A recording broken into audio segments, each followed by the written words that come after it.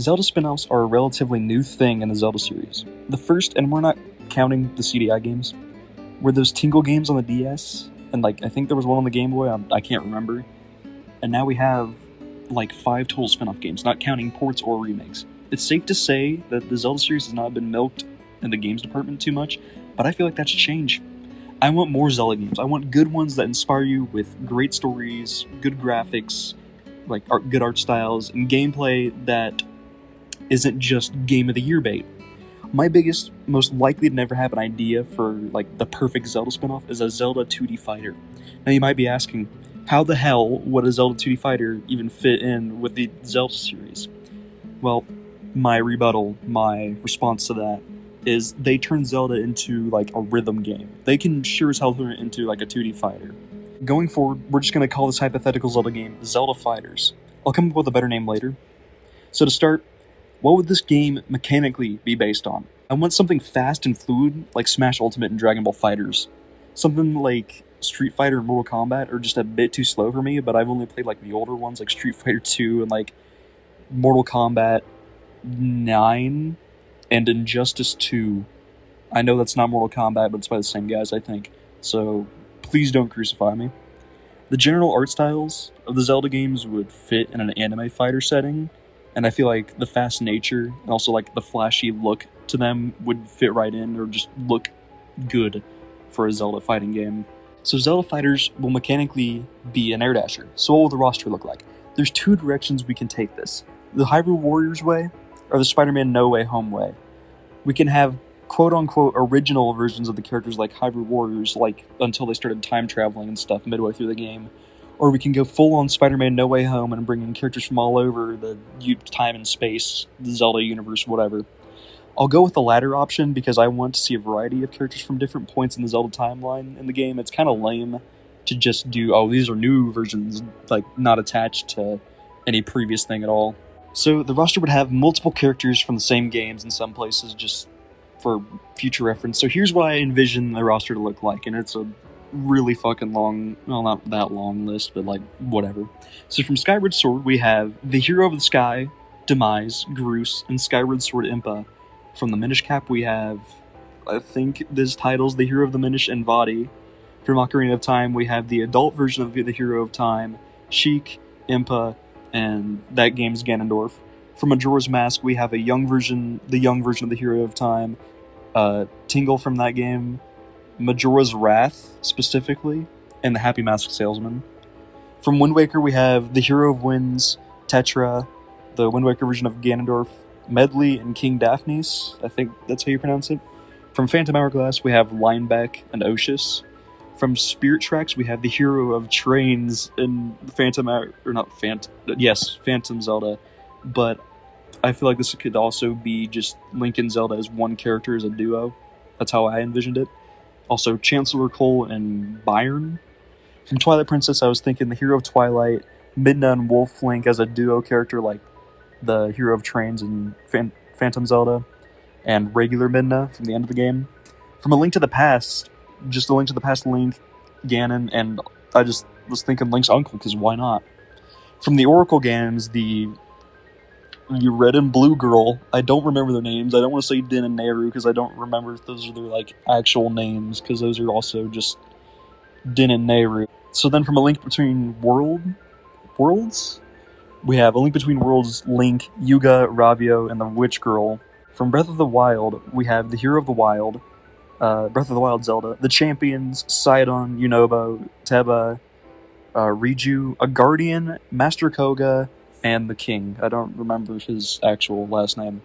And then guest characters, because I think the story should be canon. I feel like that would be cool to actually have a canon story, unlike Age of Calamity or Hyrule Warriors, the first one.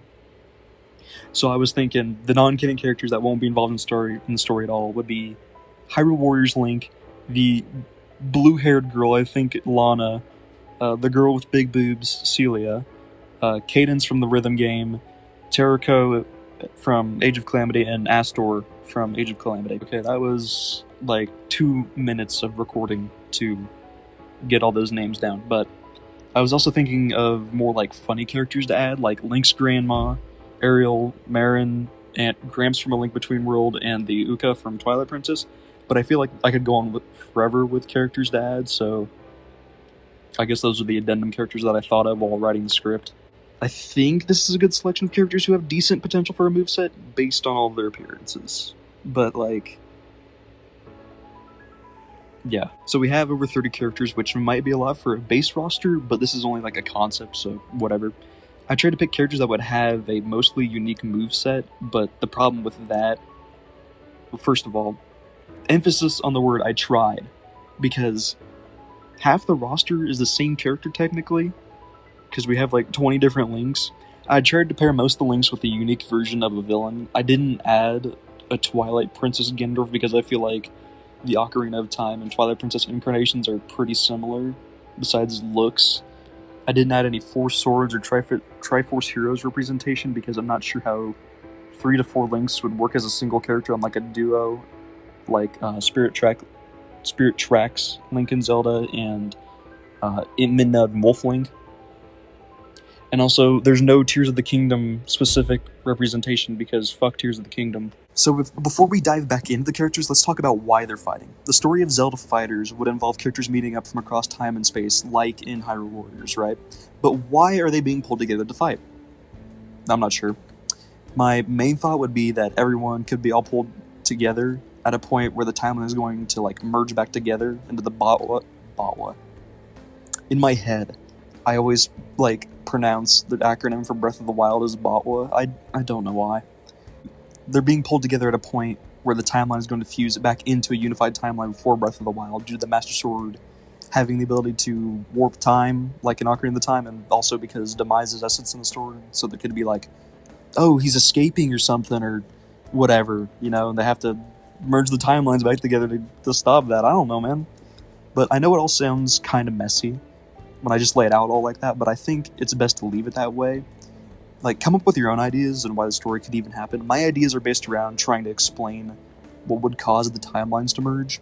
I'd like Zelda Fighters to be a canonical game to the timeline. It'd be a fun way to wrap up the stories of the pre-Breath of the Wild era of the series, which I'll go more into that specifically later.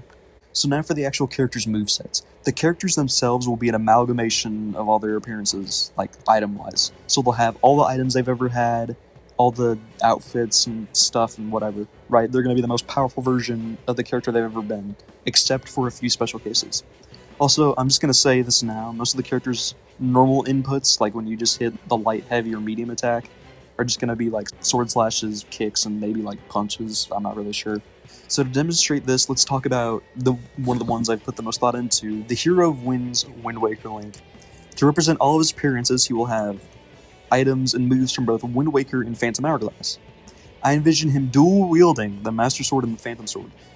So one of his main supers, like the one I've thought about the most, would be a time stop, working like it does in like JoJo All-Star Battle with Dio, right? So his other supers could be using the Wind Waker to summon a tornado, the light arrows, since they're kind of like cracked in Wind Waker with how they just disintegrate enemies. I just think they're cool. And the Hurricane Spin attack. I imagine him having kind of an insta-kill move where he does the same thing he does to finish off Ganondorf in the Wind Waker's finale. For some of his, like, I don't know if this is the right word, special inputs, normal inputs, when you, like, do a movement on the D-pad, I can imagine him using, like, the magic armor as a counter, or the skull hammer as, like, a move with super armor. Now that I'm done glazing Wind Waker, the second character I've thought about the most is the Hero of Time, specifically his incarnation from Majora's Mask. I thought it was fair to split his Ocarina of Time and Majora's Mask versions to better represent Majora's Mask. I kinda imagine him playing like Elizabeth from Persona 4 Arena, so he can use many types of attacks to inflict different ailments and status effects. For example, one input would give him the bunny hood and make him faster, or maybe another input would involve the Blast Mask as a counter. Maybe, like, since he's more like status ailments, he could use the fire arrows to inflict like burn or like freeze them with ice arrows. I'm not really sure. His supers would all involve the masks some way, or like the transformation masks. So like Oron Link, or like some sort of like guitar solo from Zora Link. I'm not really sure, but they'd be the masks, right? So like the Hero of Wind's Time Stop, he would have a unique super that isn't just an attack. His super, like, obviously, you would probably see this coming from a mile away, is the Fierce Deity transformation mask. He would lose access to all his, like, regular, normal, special inputs with the D-pad, like using the masks and stuff, but instead they would be replaced by strong sword beams and slashes, like just the Fierce Deity, dual-wielding, or two-handing a great sword. I leave it up to your imagination to figure out what those attacks are going to look like. You may have noticed now the concept drawings I did for the hero of Winds and Time. You might be asking, why is Toon Link so lanky, and why is Young Link wearing the Royal Guard's armor? Remember when I said I'd explain wrapping up the pre-bot... I did it again. Remember when I said I'd explain wrapping up the pre-Breath of the Wild era stories? What I meant by that was essentially to send off all the iterations of the characters from the Zelda games that are being represented in Zelda Fighters. Everybody has a favorite Zelda game, right? And we want to see more of that game's take on the world and characters. I'd love an actual decent Wind Waker sequel, or like to see what happens after Majora's Mask and what Link from that game does. So I thought one of the most essential things to the story of this game would be that the characters are pulled from points in time after their games to see how they've grown and changed since. If a character's dead, like Wind Waker Ganondorf, they'd probably be pulled from some time before they died or during their game, or maybe even before the events of the game. I don't really know. This is essentially just copying Persona 4 Arena, where we get to see the Persona 3 characters grown up and where their lives have gone after Persona 3. And I thought this would be really cool to see where all the Links and Zeldas and all the other characters are after their adventure. Who doesn't want to see what Link does after Phantom Hourglass? What did Ocarina of Time Link do before he became the Hero Shade? And why did Twilight Princess Link just fuck off into the woods at the end of the game? I feel like this would be a perfect way to both represent the old games while giving everyone something new to enjoy and theorize about. I want to talk a little bit about the character's story and stuff, like for the designs I did. I based the Hero of Wind's design off the statue, a little bit off the statue of the adult Hero of Time in Hyrule Castle. My idea is he returned back to the original Great Sea to visit his family or something after going to New Hyrule from Spirit Tracks, or for some reason started on the Flood, which would kind of explain why he got the Master Sword back, but I'm unsure how he would have gotten the Phantom Sword back, besides the eventual time travel, right? The Hero of Time's design is based off the Royal Guard's armor from Ocarina of Time and Majora's Mask. Since we know the Hero Shade is a Knight of Hyrule, I thought it would be cool to see an aged-up Hero of Time, post Majora's Mask, still serving Hyrule somehow, and the best way to do that was become a Royal Guard or whatever. So some other ideas I had would be grown-up versions of the Spirit Tracks Link and Zelda as their duo being a couple or something, because it's adorable and it makes me feel good, okay? And then there's this drawing I did of a mouse-possessed Breath of the Wild Zelda. The idea behind it is similar to the shadow characters in Persona 4 Arena 2. I'm taking a lot of inspiration from Persona 4 Arena, but besides that, not sure why she is possessed. Maybe a fallen timeline type of scenario. I think it would be cool if Ganon's mouse possessed the champions after they died and infused them with Sheikah Tech, which is why there's mouse just in random spots on her, and why she's wearing the ancient armor from Breath of the Wild. What about the stages? I'm thinking with the characters we go all over the timeline, same deal. Some of my favorite picks would have to be the final boss from Skyward Sword, the top of Ganondorf's Tower in Wind Waker, the Great Plateau, the Four Swords Sanctuary, the Twilight Realm, Arbiter's Grounds from Twilight Princess, any one of the Six Springs from Breath of the Wild and Skyward Sword, the Temple of Time from Ocarina of Time and maybe Twilight Princess, that Moon Tree area from Majora's, which is really fucking sick, and Skyloft. Essentially just a variety of cool and iconic locations from across the series. You pick. There's so many. I think that about wraps it up. I've talked about most of everything besides music, which just think of rock versions of, or EDM versions of Zelda music that's supposed to hype you up. I don't know. What do you think, I guess? Let me know in the comments what your ideal Zelda fighting game would be, or even just another Zelda spin-off in general.